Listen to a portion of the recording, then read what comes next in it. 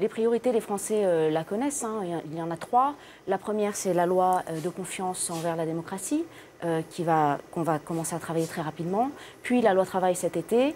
Et enfin, l'organisation de cette rentrée scolaire avec le dédoublement des classes, notamment dans les quartiers plus sensibles, qui concerne effectivement la 3e circonscription. Et en ce qui me concerne, je serai attachée à travailler, de par effectivement ma carrière professionnelle, à la réforme des collectivités territoriales. Parce que je crois qu'il y a beaucoup à faire, qu'on n'est pas allé assez loin et qu'il faut pousser le dialogue plus loin pour que chacun trouve sa place et que les financements soient bien fléchés et que ça parle aux citoyens.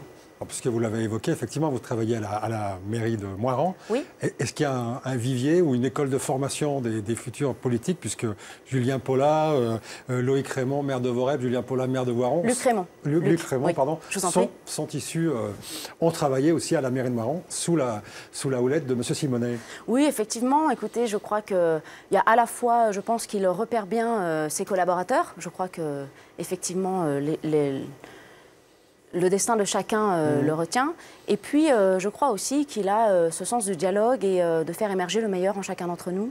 Et en cela, je lui dois beaucoup parce qu'il m'a fait confiance, même si on n'avait pas forcément les mêmes convictions au départ, oui, parce que politiquement. Exactement. Vous êtes de bords différents. Voilà. Et malgré cela, il m'a fait confiance pendant 12 ans. Il m'a même fait progresser dans la mairie de Moirans, puisque j'étais au départ urbaniste et je manageais 2 agents pour finir finalement directrice générale des services avec 120 agents.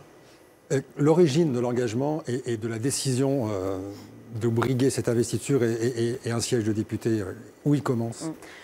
Alors il commence par l'automne 2016, où le mouvement d'En Marche m'a séduite, puisqu'effectivement, donc à Moirans, il y avait beaucoup de débats d'idées et les réunions de direction étaient animées. Et j'ai trouvé pertinent cette idée de sortir justement des partis et des conflits un peu obsolètes finalement pour faire. Le programme m'a paru cohérent, équilibré, la méthode aussi m'a parlé d'aller chercher des idées là où elles étaient, à gauche, à droite, au centre, dans l'Europe, à l'étranger, chez les concitoyens. Donc la méthode m'a séduite. Et puis en janvier, le champ des possibles s'est ouvert pour la société civile avec l'appel d'Emmanuel Macron, notamment aux femmes. Et là, je me suis dit, ben voilà, pourquoi pas, j'ai 40 ans, j'ai un chemin bien abouti à Moirans, la disponibilité, l'énergie et encore de belles années devant moi pour œuvrer. Alors on sait que les candidatures ont été faites par Internet. C'est ça. Il y a un moment un peu mouvement quand on appuie sur la souris et on dit... Oui, absolument. Ben, en fait, il y a plusieurs étapes. Il a fallu évidemment lettre de motivation, CV, quelques textes, pièces d'identité, etc. Donc vraiment très cadré. Et puis j'ai cliqué.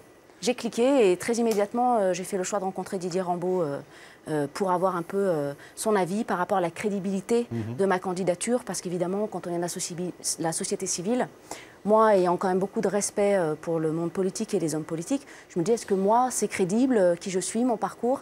Et c'est dans cet échange que, effectivement, je me suis dit, bon, ben, ça peut être gagnant.